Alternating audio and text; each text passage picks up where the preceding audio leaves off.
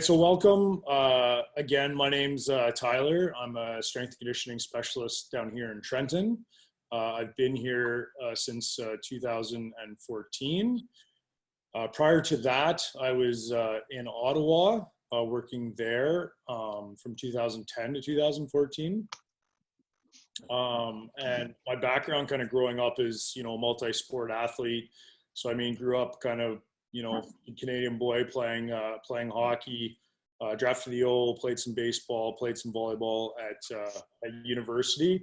But as we talk specifically about running, my background in that is running cross country and track and field in high school. So kind of was at OFSA for cross country and OFSA regionals for track and field. Then obviously took a hiatus from that, played some volleyball at university, and then post-university kind of went to DH there. And there was a big culture of running when I got there. So kind of started out with some of the guys there going for some runs and thinking I was a pretty, fit guy, good athlete. And there was these guys that were about 10 years older than me that were just crushing me at, 5 kilometers. Like I'd semi keep up. And at the end, I'd feel like I got hit by a transport. And these guys were able to kind of say, see you later and go for another kind of 5K. So that really had them kind of take a look at my technique, me have a look at my technique. And, they kind of helped me through that, which led to me doing a few kind of like a 10K and under kind of 40 and a half marathon around an hour 30. So, and I'm, 6 foot, kind of 185 pound guy at that time. So, I'm not, 135 as well. So I really need to kind of have a look at, technique in terms of, for not kind of pound the pavement. So when I was there as well, I did my certification through Blaise Bois. So a lot of the material I'm going to reference today is through Blaise. So that'll kind of pop up. So his site is kind of therunningclinic.com, and that resource will be kind of at the end as well.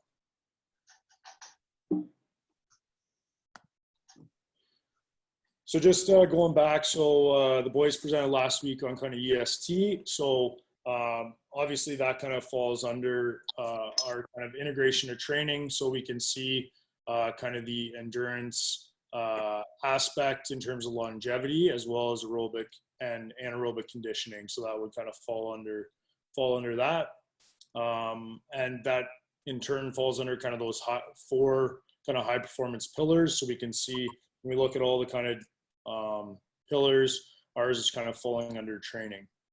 Remembering that, as we talk today, why are we actually running? Do we have to run? So I would say, like, for our job, for your job, potentially you have to run. There might be a situation that you're in that you need to, but in terms of like training, remember we can get kind of our aerobic and anaerobic kind of conditioning through potentially less risky modalities. So, if that's a big take home of today, then that'd be great. I don't necessarily have to run to kind of get those things in, a salt bike, rower, I can get them other ways. So here's our 3 big rocks. So for me, the biggest rock is cadence. So when we look at, and we'll get into that, when we look at our cadence, we always want to fix the biggest rock before we look at anything else. And if cadence is off, it's going to affect everything else. So don't go kind of nitpicking someone's technique about maybe arm positioning or, head or whatever before you have a look at their cadence. Okay, so have a look at the cadence, and then, we'll move on to posture. So we have a good kind of, once we have a good cadence, we have a good kind of posture, good kind of landing mechanic, good foot contact, and then we'll move on to progression and programming. So making sure that, when we look at progressing or running or programming, those are the things that are going to lead us into kind of like injury prevention. So all these things are going to have a bit of an impact on that. Having like that efficient cadence though is going to be our highest priority. So does anybody know what their cadence is when they run? So if you just want to jump over to the chat, so if I'm on my phone, I might kind of click the 3 dots and kind of put it in the chat, but does anybody know what their cadence is when they run. We'll just get a bit of a feeler here.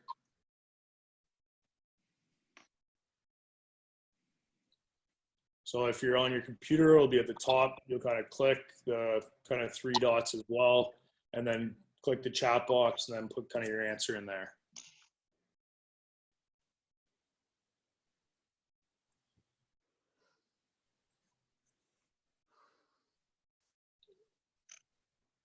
So I'm assuming by maybe not a ton of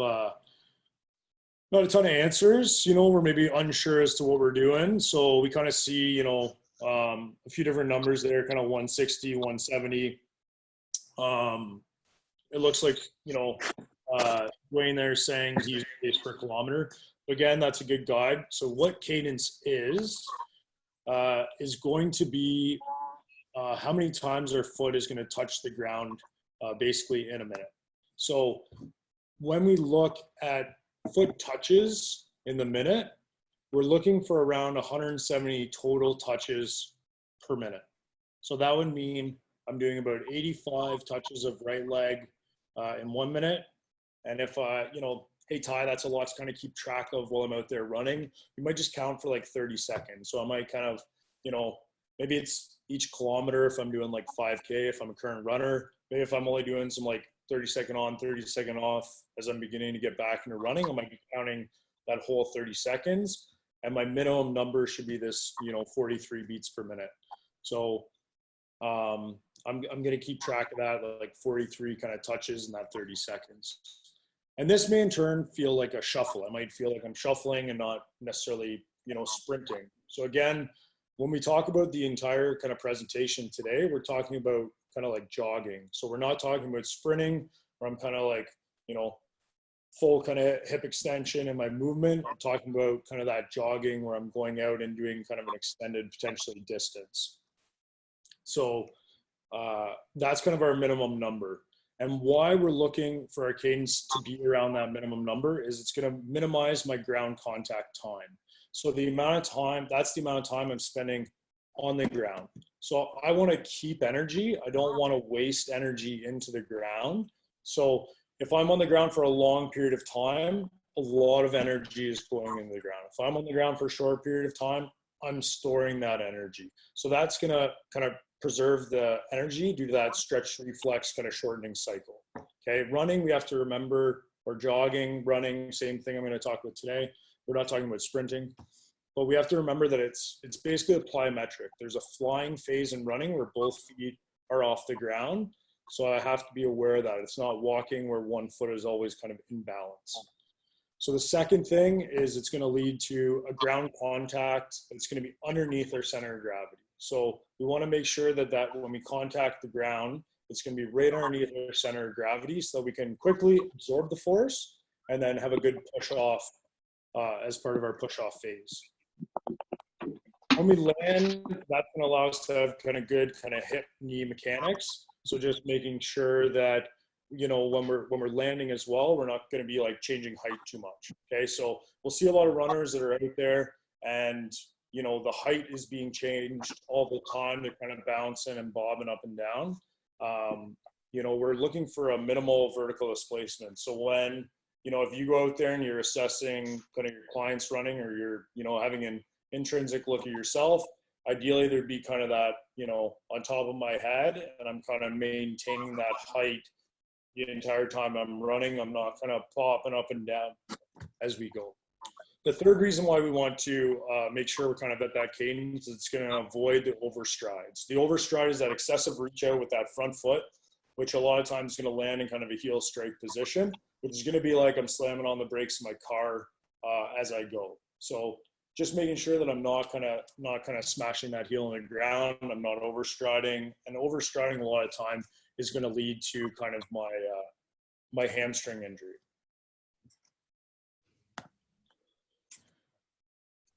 So here's just a bit of a research paper from Lucky and Al. Basically just says, you know, if I have a stride cadence of less than 164, I'm more likely to get injured. Stride cadence of less than one or more than 170, above 174, I'm less likely to get injured.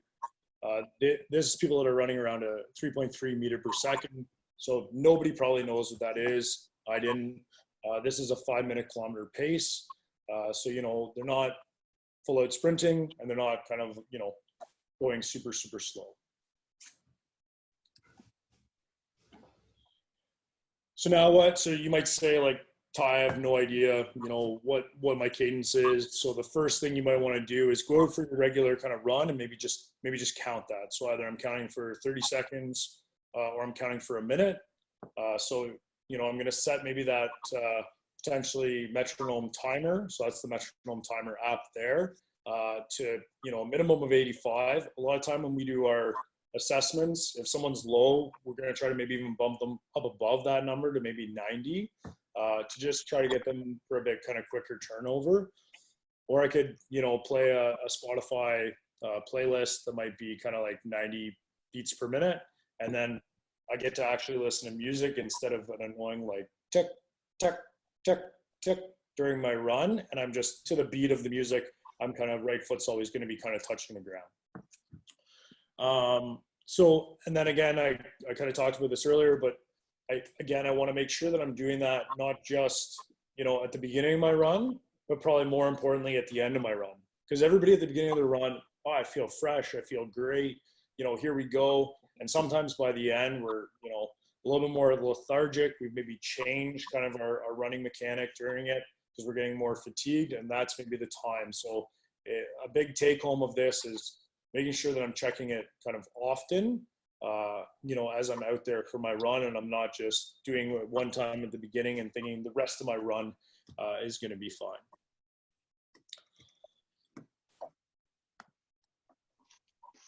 And then when we look at speed, so this would be my potentially, you know, minute per kilometer pace. But again, we can see that cadence and length of stride are two factors that are going to be interdependently have an impact on speed.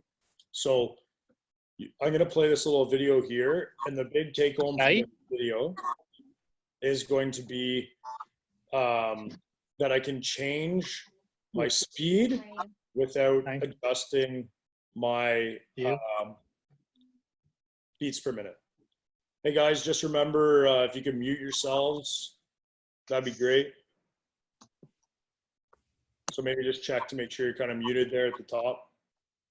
So again, just making sure, so this little video is going to show me 85 beats per minute. I'm going to run very slow. I'm going to run very fast. Because like for me, people will see me, they'll see a 6-foot guy, long leg length, and they'll say, you know, hey Ty, like, yeah, it's probably really easy for you to run at that cadence. But again, this is just emphasizing that, you know, this 60-year-old client or 20-year-old client can all run at that kind of same cadence. It's just a matter of how long my strength is. That's going to affect my speed. Here's a video of me running at 85 beats per minute. And for here will be the take home of stride length, how we can change our stride length but keep our cadence the same, and our speed will be affected.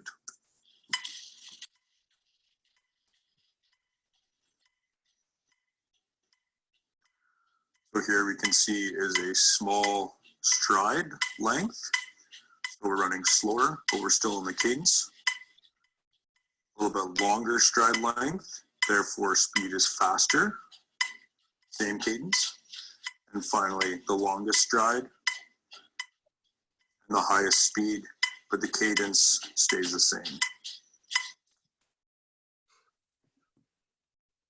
So again, as we saw there, you know, running slow to running fast, right foot was always touching the ground at kind of 85 beats per minute. You know, what we don't want is to worry about how long our stride is, you know, so maybe my stride aside is a meter long. Well, it could be a meter long and I could be running at 90 beats per minute, but it could also be a meter long and I could be, you know, basically jumping from one foot to another at kind of 30 beats per minute, which would almost be like a bounding, you know, kind of drill. So we can see kind of the difference of, you know, impact on whether it's kind of beats per minute or stride length. So when we look at foot contact, so a lot of the buzzwords that are kind of out there are going to be about foot contact. And so that's going to be, you know, more so about, am I a heel striker? Am I a midfoot striker? Or am I a toe runner? So again, like we've all seen probably the person that's heel striking, they look like they're kind of like suffering out there. The first thing that we would do is we check their cadence. So it's a high probability that their cadence is low. So we count it, you know, one leg for a minute, and we're probably going to see that they might be, you know, let's say it's 75 to 80 beats per minute. So they're low. They're going to have more time on the ground. They're probably going to have be banged up a little bit more often. So that would be kind of the first like thing that we'd probably try to look to clean up. A good like visual of, you know, heel striking or how you can feel that that would kind of impact the body is like, imagine jumping up and kind of landing on your heels. You know, that's probably not going to feel very good, right? So we want to try to avoid that, you know, kind of plowing that breaking foot into the ground, you know, in that kind of heel strike. When we land midfoot, so we can see the picture on the right, you know, that's kind of our ideal landing position. Quickly absorb and able to push off. These people, you'll watch them, they'll feel like they're kind of gliding through the air. So height staying the same, they're just kind of gliding and cruising kind of by you if you've seen a race or you're watching somebody on the street. Toe runners, so we see some people with toe that kind of run on their toes. My first thing, or our first thing we kind of look at is, do they have any issues? So if I'm a toe runner and I don't currently have any issues, I'm not really banged up, you know, then I might just let you kind of keep toe running, you know, because you obviously have the calf endurance for it. So it might not be that detrimental to you. You know, we're not going to necessarily go and fix everyone's cadence. Like, you know, there's guys that run professionally or super quick, and maybe they grew up, you know, having a backpack over one shoulder, running 10K to and from school, and they run a little bit kind of like turn to the side, you know, and they run like that. If we look to change that, we might kind of injure them more, you know, as a high level athlete. But most of the people we're going to deal with are kind of getting back into running, or potentially have never really been taught properly how to run. So this is where we can kind of have a big impact. So again, like the big take home of this is, if our cadence is good, we're probably able to cycle our legs fast enough that we can't get into that kind of like heel strike. So this is just a quick little video of basically me landing midfoot. So we use kind of the app Coach's Eye to kind of film it, because you can kind of slow it down, higher resolution. So if you're looking to do some assessment, you know, maybe pay the $6 to kind of download the app there.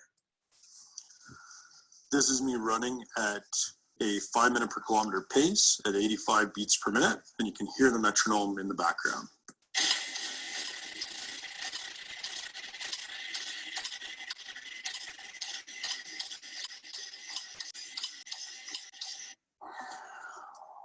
So we can see here we're landing mid-foot, and the foot is landing underneath our center of gravity.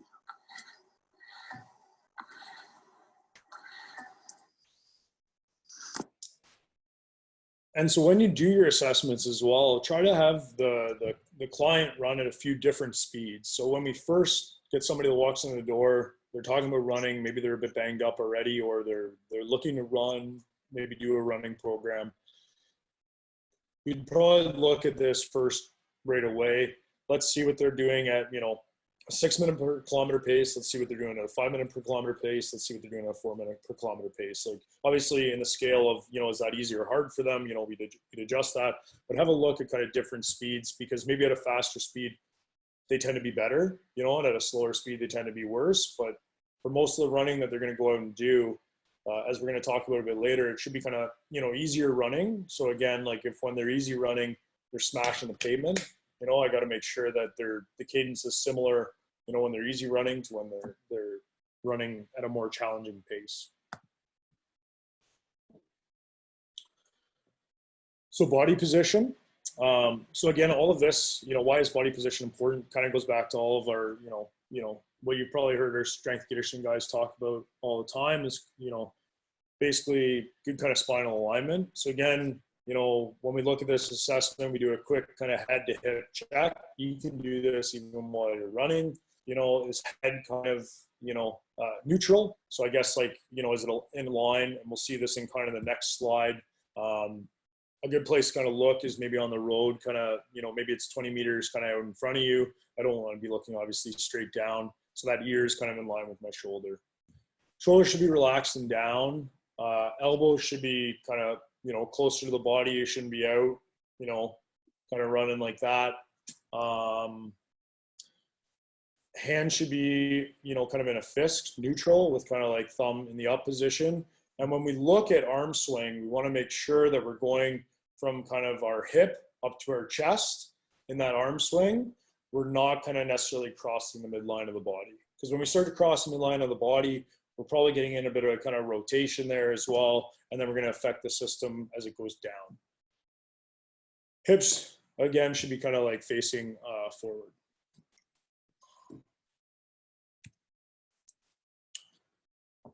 So when we look at the posture, so we can see from the side view of the gentleman there with the line going through him, we're looking for a straight line from our ears, through our shoulder, through our hip, and through our foot. Okay, so we're in that slight kind of forward lean position while we're running. We need to think of that forward lean as our gas pedal. So the more I lean forward, the more gas I'm kind of applying. The more I lean back, the more kind of braking force I'm going to have. And you've seen it in probably a lot of runners. They're running very kind of upright. They're probably heel striking, foot's kind of landing out in front. You know, I want to make sure I'm kind of in that bit of forward lean posture. And a great drill to kind of reinforce this is going to be kind of fall forward start. So it could be a bit of fall forward start, could be a bit of fall forward kind of stride outs. So we'll see that here. So again, the person is kind of falling forward. So they're hinging from the ankle. So we've kind of paused it here. So we can see the hip has not bent. They're hinging from the ankle to go into that forward posture, because the common mistake we're going to see here is hip bend and then I go, whereas we want to see kind of that movement come from the ankle. Okay, so then once we get to that point where we've fallen forward so far, we need to obviously bring our other foot out in front of us to catch us, so we can see that, you know, this is kind of reinforcing that fall forward. And then we kind of use that to drive out into a bit of a run. You know, you might take this 10 meters, you might take this 20 meters. You know, I could set up my selfie mode on my own phone, or I get kind of a friend or spouse kind of film it, you know, as I go through some of these drills, just to make sure that I'm doing a good job of those.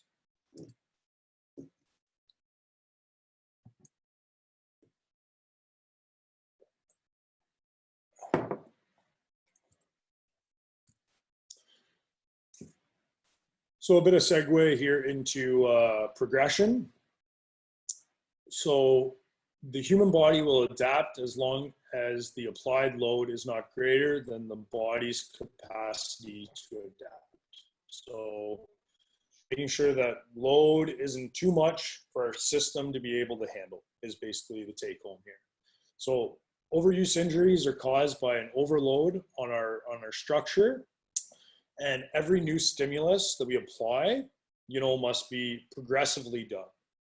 So we'll get into that, you know, a little bit more in a couple slides here. But the big kind of take home here is, again, going back to, you know, don't, you know, if you want to run, you need to follow the principles of training. So I wouldn't walk in, or I hope you wouldn't walk in, you haven't deadlifted in 6 months because you've been running all summer. And then you walk back into the gym and you try to pull 500 pounds off the ground for reps. Physically, you may be able to do this. You may be able to complete that kind of first training session, but let's say you have 3 of those training sessions per week. Maybe after kind of 2 or 3 weeks, I start getting kind of banged up in that. So I have to, you know, respect my principles of training. This is where probably all the SCSs that I've talked to prior to this presentation were coming out at you to basically say, you know, respect those principles. And again, if I, you know, don't want to do that, that's fine. Get my training somewhere else. And if, you know, even for myself, I've kind of made the error, like, you know, maybe I ran a 5K, 10K half marathon full marathon years ago, that doesn't mean I get to jump back in and, oh yeah, I could go for a 10K multiple times in the week and not kind of get banged up. You know, I need to remember that I need to go back and follow a good progression.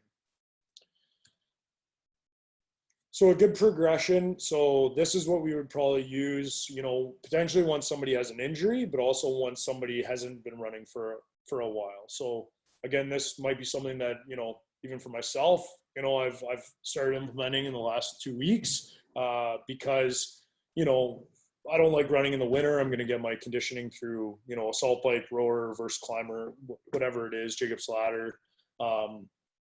So in order to kind of add some distance, this is what I potentially follow. So again, maybe the screen's not as giant for you as it is on kind of my computer. So this is a document. If I go to the runningclinic.com, this is their return to run kind of phases. And we'll kind of make those resources available at the end if you need to kind of get those. So we can see, or maybe you can't see, in week 1, we basically start off, so each of those kind of like lines is basically a day. So in week 1, I might have 5 days and I'm kind of adding running back in. If I don't have 5 days, I might do 3 days. I'm just going to tick off each one every time I do it. So this progression may take you longer. It may take you shorter. So it just starts off with 1 minute of running. And again, running is jogging. 1 minute of jogging, 1 minute of walking. And I do that 3 times. And then the next session I would do that 4 times. Then I do the same thing 5, and then 6 and 7. And then this is going to progress you through 8 weeks to basically by the end of 8 weeks, I'm doing 30 minutes of continuous jogging. Okay, so once I've completed that phase, I'm going to move on to phase 2, which again would take me to kind of like, you know, 30 minutes of kind of nonstop jogging. And then with kind of a higher load each week. And then the phase 3 might take me to 60 minutes total of kind of running, but that would be with some running, walking components kind of built in there. Again, you know, the important factor is I'm going to build my volume. So you can see in this, there's 0 intensity. I'm going to build my volume before I'm even adding any intensity into my training plan. Maybe I'm someone that's a seasoned runner and I've ran a lot. I took the winter off. I might be able to jump back into, let's say, week 4. I might be able to start there. Again, I kind of have to use my body as a bit of a guide as to how I feel. Am I feeling more banged up than normal? You know, is some Achilles tendonitis coming in or not? Then I might need to kind of scale myself back. So again, a good kind of like, depending on how you feel after the workout, I might need to go back a workout. I could maybe repeat the same workout. Or if it seemed really easy after, you know, maybe I've done a couple weeks of this, I might be able to kind of start skipping, you know, a workout, move to the next one, and then skip a workout and move to the next one. And I might get through the progression a little bit faster. That being said, we know our population, so we should try to kind of potentially maybe force them into this so that we know we're not going to kind of have any issues. So as we keep going here, we could probably, over the next like couple slides, we could probably spend almost the, you know, an entire presentation on this alone, you know, for progression and kind of programming. So we're just going to kind of touch on it a bit today. Maybe we can use the chat afterwards to go down any rabbit holes that anybody wants to go down, or it'll kind of be a good segue for maybe presentation number 2. But when we look at progression, we need to look at the following things. So surface, volume, shoe, incline, load, and intensity. And ideally, we should be only changing one of these things at a time. So we've all seen it. Someone gets back to running.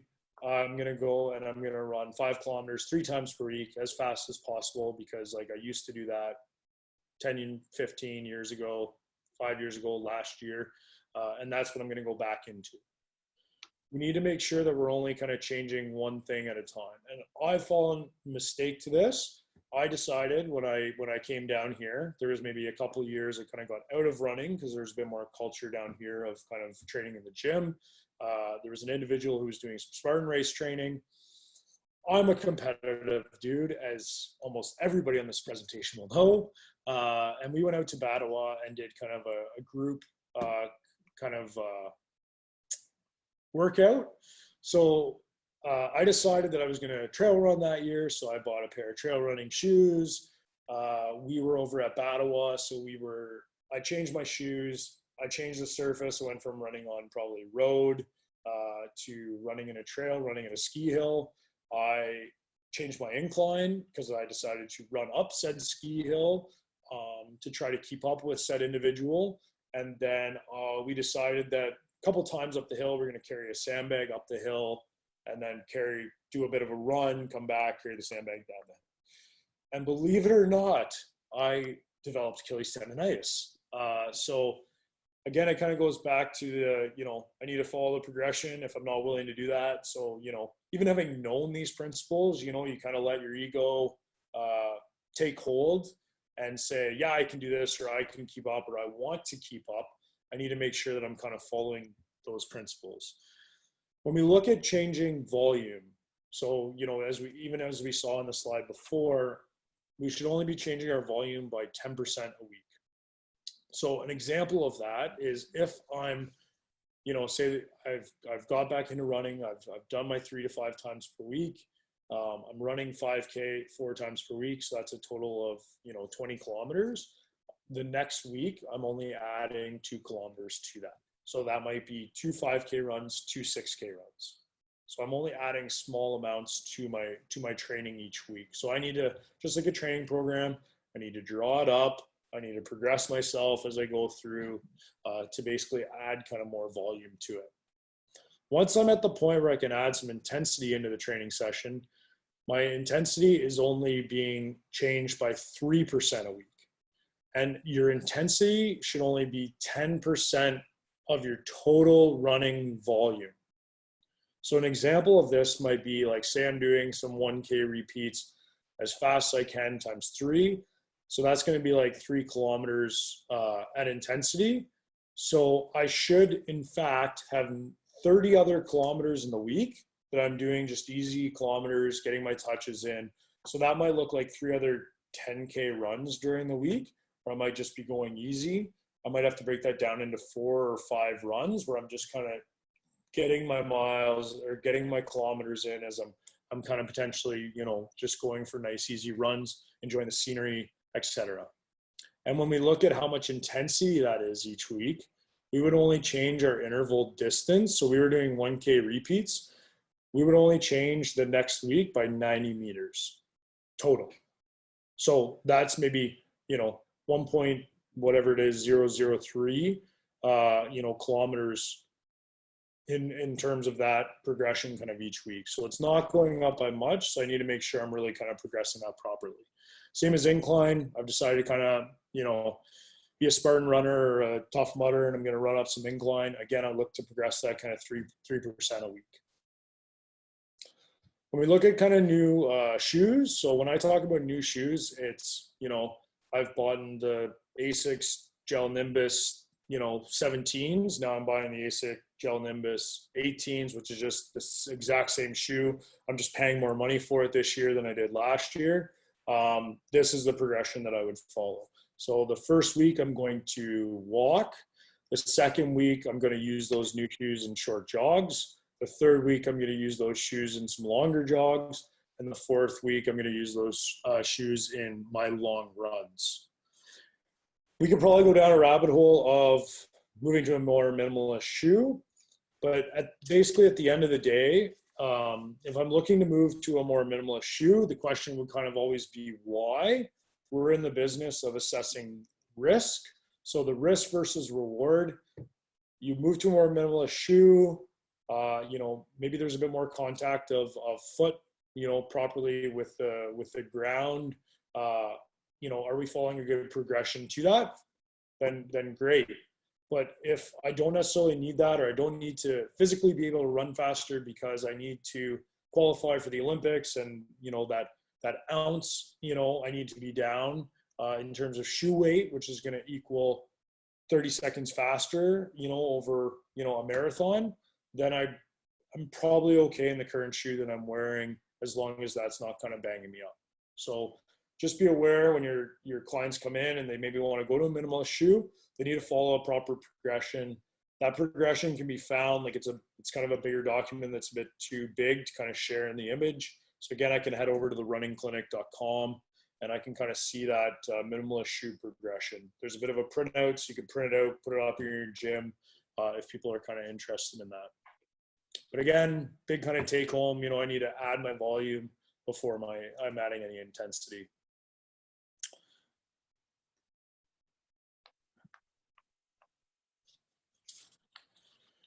All right, so programming. So when we look at some programming, so again, this slide and the next slide, we'll try to touch on it a little bit, but again, probably a follow-up presentation, because we could just go so far with this.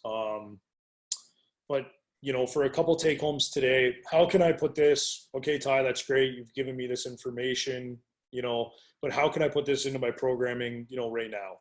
Or how can I start implementing these things? So I'm potentially a new runner.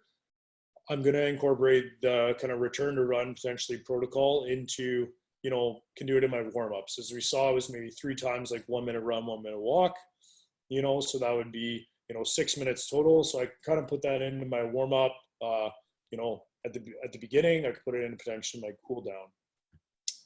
Once I, maybe I can even build it into my workout. So maybe I have programmed, a bit of Metcon stuff in there where I'm having a bit of circuit stuff. I add in my jogging into there. It doesn't have to be full out, it's not full out sprinting. I'm just getting my contacts, it'd be similar to kind of the intensity of maybe holding my plank for that period of time. So I'm just going to, add that in as well into kind of maybe my current programming. Once it kind of gets into a bit longer interval, I might need to put that into a separate session, or I just need to set the priority of my training. So maybe I have an hour, let's say we have an hour to train, and I'm spending 10 minutes on a good warm up, and ideally I'm going to spend 10 minutes at the end on a good cool down. I have kind of 30 minutes in there to hit my running.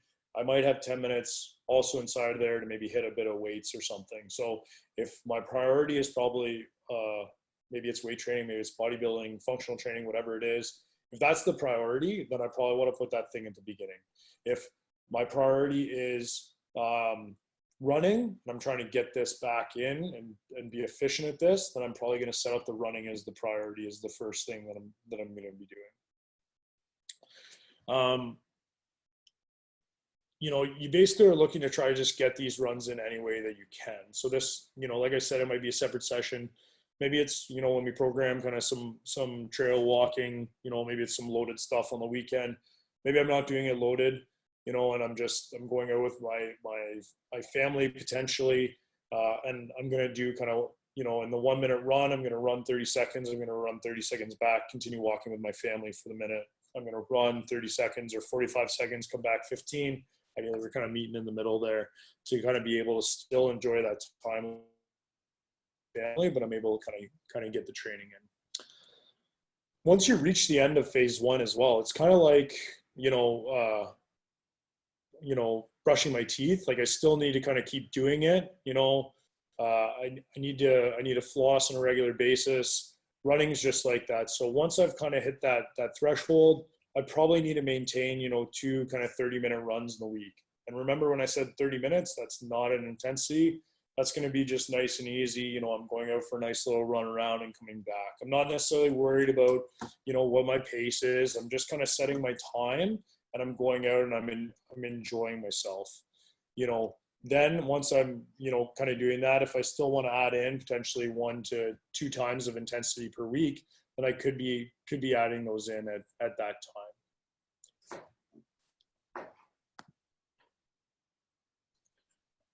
So, this is kind of more the slide for probably our current kind of runners. And I understand like the document may be a bit small, but this is just, a sample running program taken from Blaise Dubois website, which is kind of a 5K under 25 minutes. So it'd be under that 5 minute per kilometer pace. So, if we're already running, 3 to 5 times per week with no pain, then this is maybe something that we could potentially follow.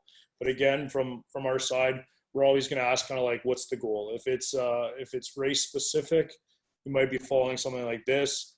If not, as we can see in kind of the last point, we're just going to probably build that conditioning into some training sessions. We're going to kind of, pepper it in kind of throughout to kind of get that volume in. And when we look at, we could go through a whole presentation on this, but when we look at, someone that wants to be race specific, the first probably thing we need to do is kind of have a look at their baseline. So when we look at baseline, like if someone's already running and they want to be very good at a 5K or they want a specific time, we might have a look at what is that current 5 kilometer time, and what are those split times inside that 5 kilometers. So when we look at running a race, we always have to remember, am I running a negative split? So for those that don't know what a negative split is, it means that the second half of my race is going to be faster than my first half. So I'm not the person that has gone out of the gate super quick, and by the end, I'm the person that's completely suffering. Yes, still running a negative split, you're going to be very fatigued at the end, but I've been able to kind of like keep the gas in my car to be able to use it, efficiently, rather than trying to go on kind of some fumes. So we're going to look at those splits. So someone might come in with that 5K goal. I might look at, okay, what's their split times 1, 2, 3, 4, and 5K. And ideally that split time is staying very similar throughout all those kilometers. So my pace is staying very similar. And I'm maybe seeing it get slightly faster and faster as I progress. So once we kind of have that baseline and we have that data, we're going to do just like any other programming for a specific event. We're going to follow an initiation phase, a progression phase. We're going to follow that intensification phase, and then a bit of a competition, tapering, and post kind of phase. So we're going to kind of follow those. In this programming, you're going to see potentially where it says like, IT, and that's going to be kind of those intervals that we kind of talked about. So that's going to be kind of my intensity. So intensity might range, from potentially, let's say 6 to 10.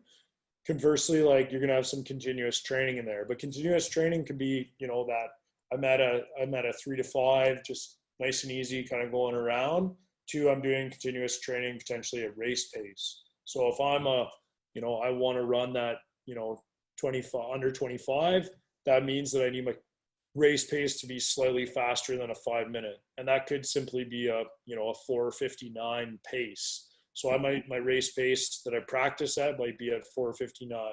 My interval pace might be more around, 4:30, and my long, slow distance pace might be around a 6 to 6.5 minute per kilometer pace. Who knows?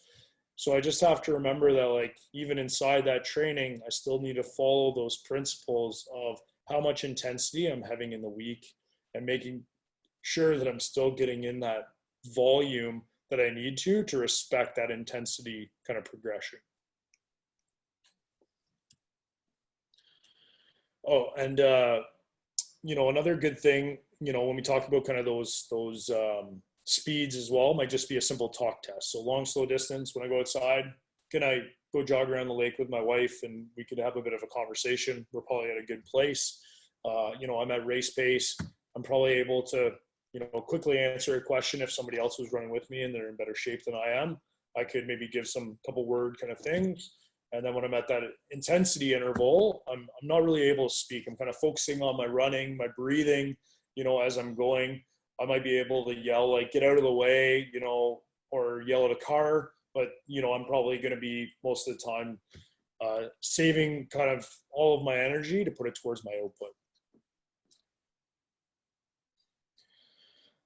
All right, so we'll just kind of touch on a bit of, some warm up, some cool down, some injury stuff, and then we'll move on. So again, warm up is, the goal of the warm up is, obviously the better the warm up, the better I am prepared for the upcoming task. So, for us, a protocol might look like this, 2 to 3 minutes of walking, 2 to 3 minutes of some trigger point work. So, a bit of foam rolling at the beginning, or lacrosse ball work. Maybe you're putting in some static and dynamic stretching. Then we're going to look at some activation stuff. So getting that kind of system ready, activating kind of the central nervous system to kind of get fired up a bit. And then we're going to throw in some run specific drills. So that might be some high knees, some butt kicks, a bit of shuffling, and then it could be some ABCD kind of skips or runs. So that's kind of like the track stuff that you normally see. And, guys, when you start adding that stuff in, they might look like motor morons. That's fine. We're just going to try to add it in to try to educate, a little bit and try to maybe move them closer to a little bit better running mechanic. We add in as kind of our final thing, a bit of intensity. So that would be kind of those fall forward stride outs for maybe 20 meters, where I'm going to look to increase my intensity, potentially each stride out. So again, warming up, we're going to upregulate sympathetic nervous system. So that's our fight or flight, downregulate the para. When we look to cool down, we want to prepare the body to be the best it can possibly be for the next session. So if you don't care about your next session, don't worry about cooling down. But most of us that are training, we want to be able to perform today, but we still want to be able to perform tomorrow. So I need to follow kind of a bit of a protocol for that. It might be, I've just finished jogging, so it might be 2 to 3 minutes of lighter jogging or even walking.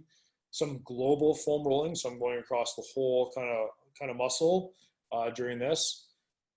Maybe some dynamic stretching, bit of dynamic kind of stuff before I move into some static stuff. And then after my static stretching, I'm going to move into a bit of tactical breathing. So I'm going to look to kind of do a bit of that breathing. That's going to really kind of bring down, kind of allow me to down regulate the fight or flight and start really up regulating my parasympathetic. So again, the big take home here is we see it all the time. Guy goes out, arm across, quick quad stretch, and I'm out for my run. Okay, probably not the greatest thing for you. And conversely, finish my run, I come back into the gym, walk into the shower, and away I go. And, we've all seen it, and we've probably done this ourselves. We've done that. We've gone into the shower. We've immediately gone back to work. Our system's still kind of activated. Somebody walks into the office, kind of asks us a question that maybe isn't exactly what we expected. Maybe it frustrates us a bit, and we have a response that we wouldn't normally have because we're still kind of a bit up there. So we just got to make sure we're kind of bringing ourselves down.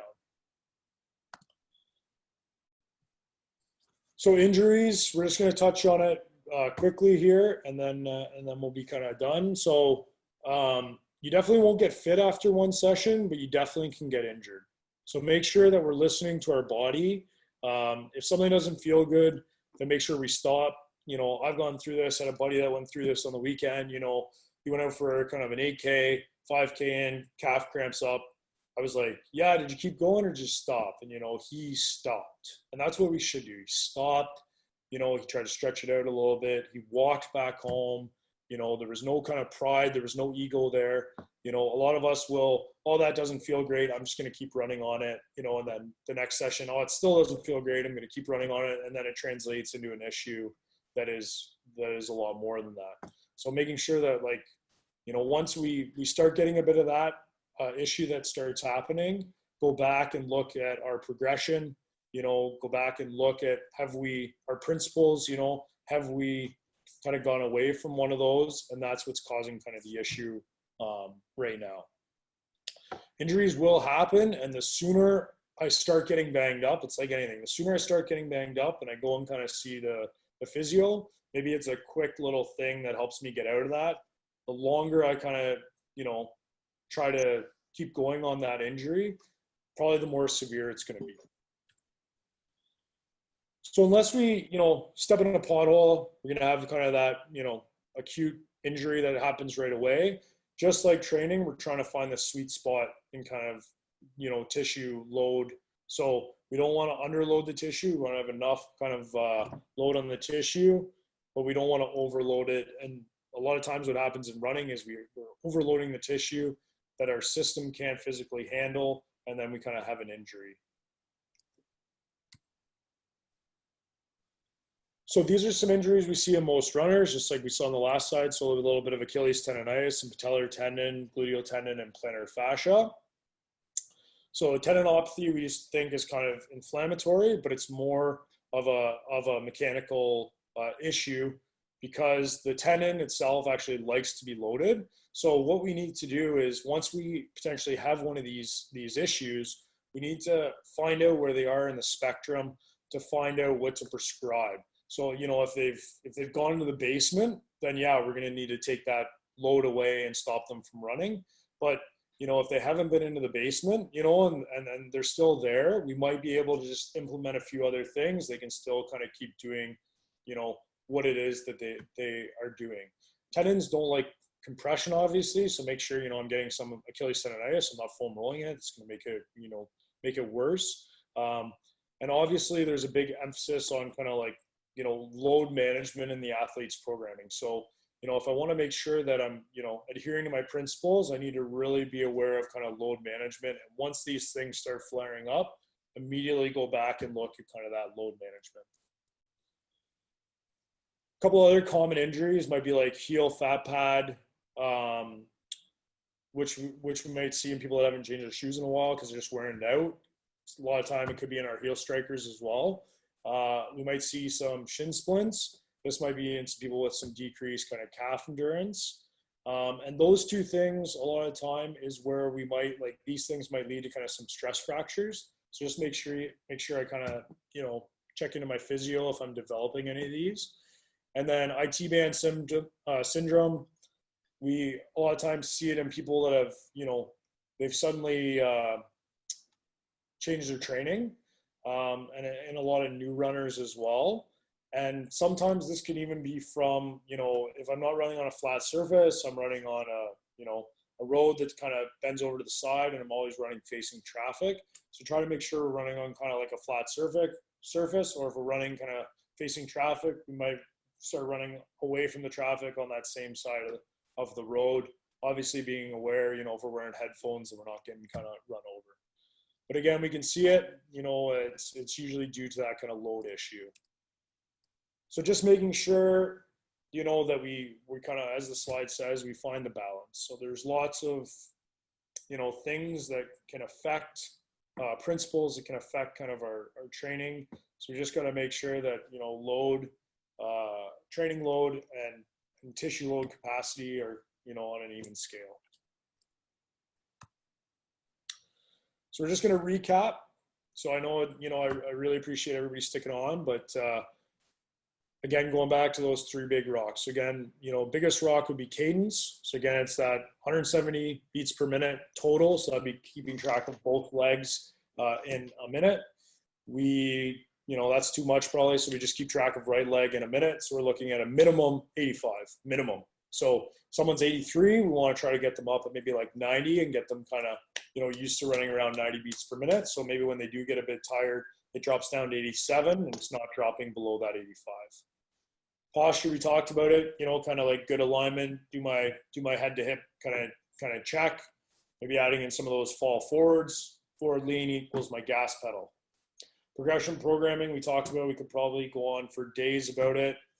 You know, when we look at it, we got to look at following the principles of training, you know, to not get kind of banged up and injured. We got to look at that load management. So again, you know, this obviously tied into kind of our, you know, EST that was talked about last week, you know, goes back into, you know, our aerobic and anaerobic kind of conditioning through our work capacity. And obviously this is a component of the training. You know, there are obviously other factors that can have an impact on running. So I know like Ashley spoke a bit yesterday. So, you know, there's going to be other things that impact this as well. You know, this is just kind of the training aspect of this.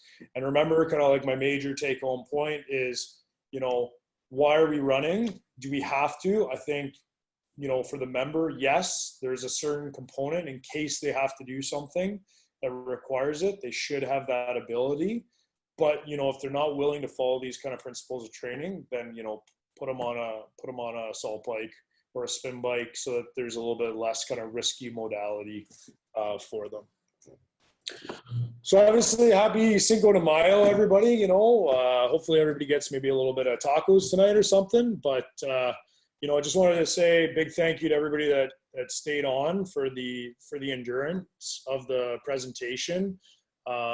You know, really appreciate you probably maybe took some time away from, you know, your spouse or your kids, you know, potentially for it. So, you know, appreciate you kind of tuning in for it.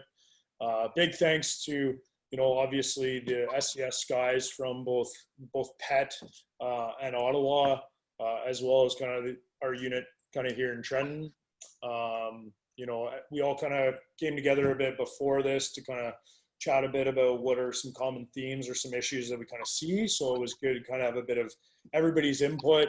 You know, they maybe talk about maybe a few things that I wasn't necessarily going to. So, you know, I really appreciate all the help in that, you know, kind of setting that up. I said I would kind of, you know, show some resources. So, you know, if you want to take a screenshot of that, or, you know, you want to write some of those down at the end as well, you can definitely do that. You know, so that'll kind of allow you a few places to kind of go to be able to get a few of those resources, kind of see a bit of different stuff. If you have any questions, you can email us. As you can see at that bottom email, northsidegym2014@gmail.com. Maybe you're looking to have your running analysis assessed. We could do that. You know, we get you kind of shoot it and then kind of send it that way. So we're maybe just going to stop recording if Dale could do that. And then we'll jump into maybe some questions.